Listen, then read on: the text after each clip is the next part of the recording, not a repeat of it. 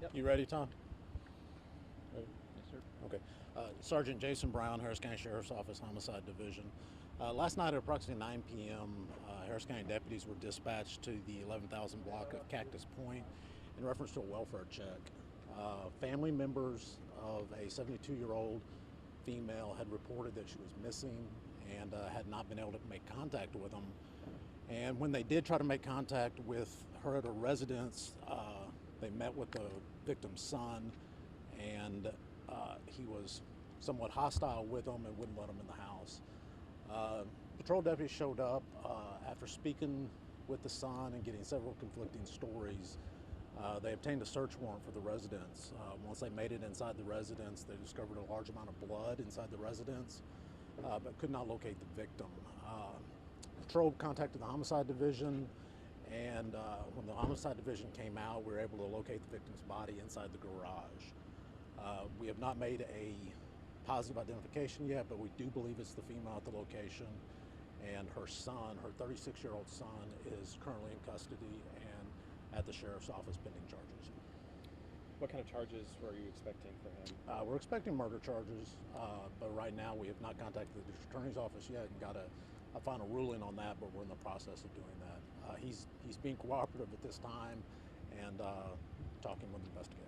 I understand that you guys initially got a call to do a welfare check. Was it from another family member or a neighbor, or do you know where that came It's from? one of the complainant's family members that called in asking for the welfare check. She had not been seen since Tuesday, and they became concerned.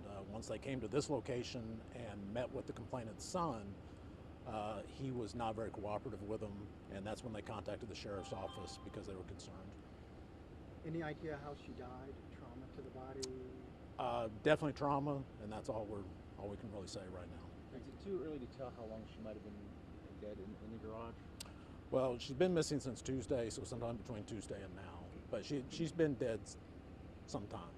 And do you know if there's a history of the police coming out to this for previous incidents, arguments, or? Not that we located at this point, but that's one of the things we'll be trying to follow up on and see if there's any history of family violence or anything like that. Is the family from out of town? Is that why? No, they're from here. Do you know if the son lived here? He did. He lived at the location with his mom. When you say he was hostile, how so?